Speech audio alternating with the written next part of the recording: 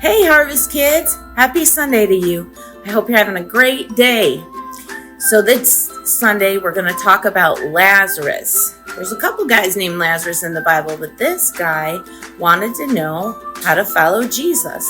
So watch this video, and I think you'll learn a lot about what Jesus calls us to do and how he wants us to follow him. I hope you have a fantastic day. I miss you.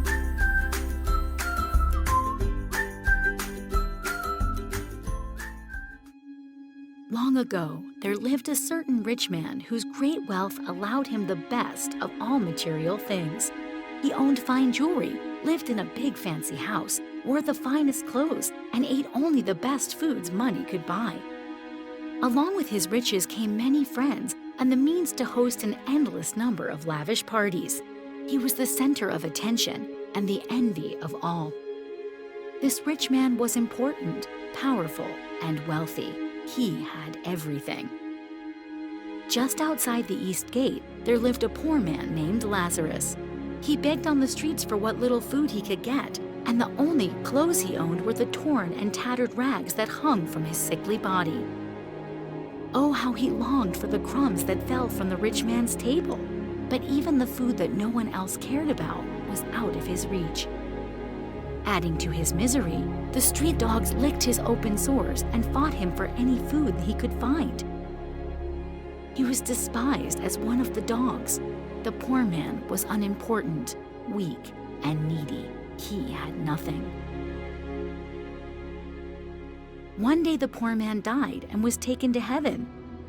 Instantly his agony was replaced with sweet relief and joy. He was no longer alone, but in the presence of Abraham himself. On that same day, the rich man also died and was taken to hell, where his life of privilege and blessing was instantly replaced with the agony of fire and torment. There was a great canyon between the two men, separating heaven from hell. Searching for any relief he could find, the rich man looked up and saw Abraham and cried to him, "Father Abraham, please have mercy on me and send Lazarus over to cool my tongue with a drop of water, for I am in anguish in this flame." Abraham explained to the rich man, "Son," for he was a descendant of Abraham, "in your lifetime you received everything you desired, wealth, position, and the approval and adoration of others. You desired for nothing else. Lazarus has none of that, and now he is comforted here while you are over there in anguish. And besides, no one can pass over from here to there because of the deep canyon separating us. I beg of you, Father Abraham, please send Lazarus to my father's house. I need to warn my family so that they do not also end up here with me in hell." But Abraham responded, "They have God's written word from the law of Moses and the books of the prophets. Let that be a warning to them.